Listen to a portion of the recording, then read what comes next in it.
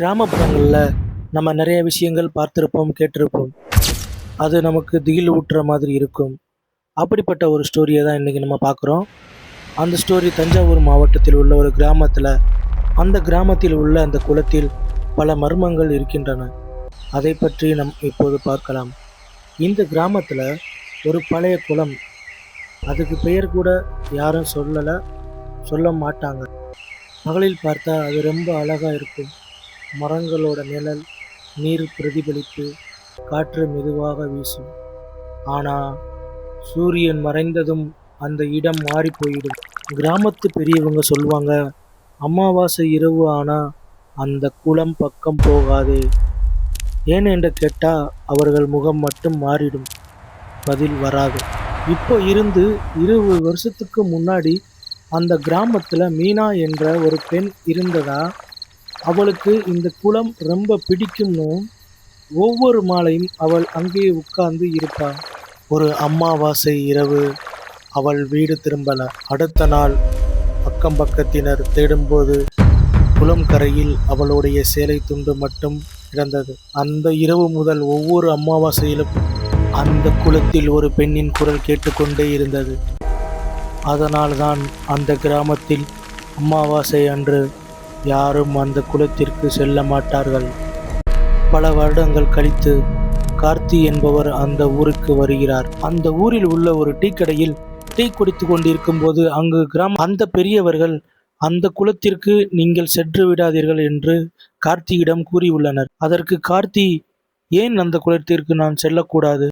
அங்கு ஒரு பெண்ணின் அழுகுரல் கேட்டுக்கொண்டிருக்கும். நீ செல்ல வேண்டாம் என்று பெரியவர்கள் சொன்னார்கள். அதையும் மீறி கார்த்தி அதை நம்பவில்லை. ஒரு நாள் அமாவாசை அன்று அந்த குளத்திற்கு கார்த்தி செல்கிறான்.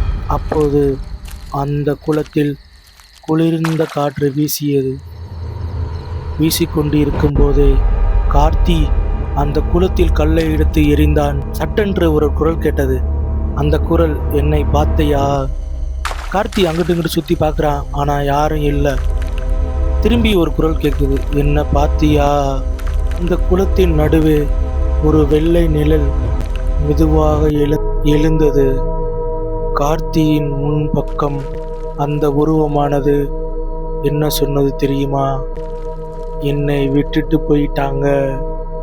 உடனே கார்த்தி அங்கிருந்து நகலும்போது அவனுடைய கால்கள் மண்ணில் புதைந்து கொண்டன. கார்த்தியின் முகத்தின் முன் சடனென்ற அந்த வெள்ளை உருவம் வந்தது. அதிர்ச்சியில் அவன் உறைந்து போனான். அந்த உருவம் மெதுவாக சொன்னது, நீயும் இப்போ இங்கதான் கார்த்திக்.